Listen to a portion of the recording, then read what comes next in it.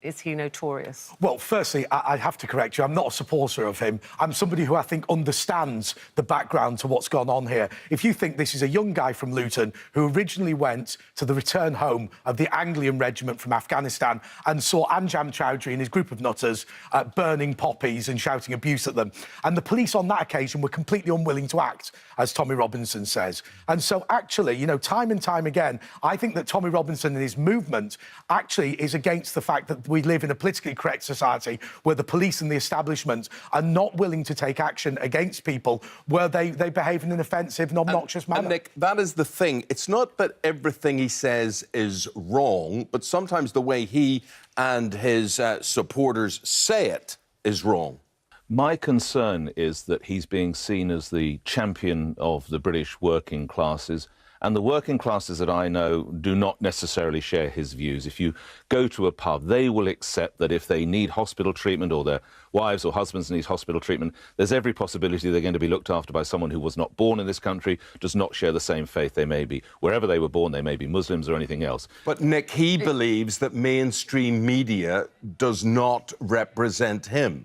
And this would be, Eamon, the mainstream media that actually, in the case of the Times newspaper, broke that child grooming scandal, and as a result of it, it became Newspaper of the Year and the journalist became Journalist of the Year. This would be the mainstream media that people like me here at LBC, people like you on This Morning, employ journalists who carefully research everything single fact. You, Raymond and Ruth, you, between us, we've probably been in this business 60, 70, 80 years. I don't think journalists have ever worked as hard to ensure the facts they put out there are true. The fake news that he talks about is actually what goes out on the web, where he is a warrior on the web, because you don't have to check or back up anything. But Nick, you can say what you like and it's unchallenged. Nick, let me say this to you, and I'm not here as an apologist for Tommy Robinson at all, but the journalists who check those facts and the producers and the researchers in mainstream media are probably left of centre. Would you agree? And they book left of centre people. Yes, that is a problem. Yeah, and that's what I'm trying to say, as in Brexit, as in Tommy Robinson. Do we ignore his views, though, and representing some of those views at our peril? Has he not got a point there? To go back to your other contributor, what was going on when those soldiers came back from Iraq and Afghanistan was absolutely wrong, and that's what gave voice. And of course that is something that we must be aware of, and of course that is something that must be countered. And for too long, any conversation about uncontrolled, and I stress that word, Eamon, uncontrolled immigration has been shut down. You're a racist.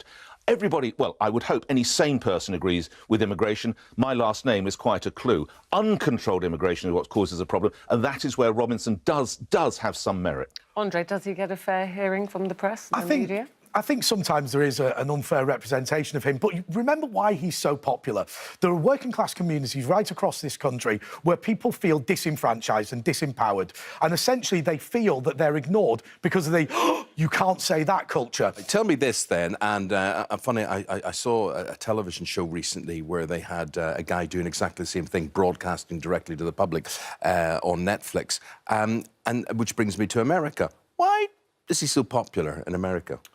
So I think that one of the things that's very important for Americans, and obviously I work for a US publication, among other things, I think what's really important for Americans is the feeling that you're preserving free speech. And Americans tend to feel that the reason why there are problems in this country with a lack of integration is because there is not free speech to highlight the issues. Now, obviously, to Americans, they simply believe that all court reporting should be allowed and our rules on contempt of court are ludicrous. But I think that they also feel that politicians in America want to follow the mass immigration model that Europe has followed, and they see that as... They fear that. So, Nick, fear is a lot about what we're talking about here.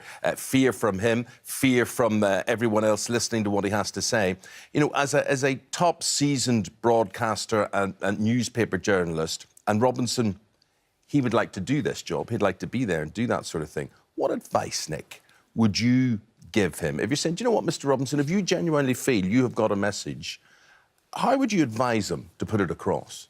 he has to come on what he despises, which is mainstream media. And Andre has a very good point. This is why it appeals to America, because you have, or Americans, because you have Donald Trump's row with mainstream media. But you can't always choose the media on which you choose or what go to represent yourself. He has to do interviews with me. Eamon Ruth, he has to do interviews with you. He has to be asked unpleasant questions, which now he can either ignore or just say this is all lies or this is fake news, a la Trump, and just close it down. He has to put himself up to some kind of journalistic rigour. Then Nick, people like me would have more confidence. But Nick, part of the problem here, I think, is that there is a feeling that the mainstream media mischaracterise people. Look, the people that go and support Tommy Robinson are working class kids. You know, they have the appearance of working class kids. Some of them have these previous convictions because they've been a bit naughty when they were younger. But that doesn't mean that you should completely ignore them. And I think part of the problem is we're constantly interested in the image of these people as the sort of football hooligan types and not necessarily about the fact they do have some legitimate concerns about immigration. But Andre, he could come on a show like this. This is live. You know, he couldn't be misrepresented on here. Nick's show is live. I mean, Nick has a point that surely he can say he hates the press and he hates the media. I think he was slightly put off this channel because he appeared with Piers Morgan and it went slightly wrong. But then again, those things will happen. These things will happen.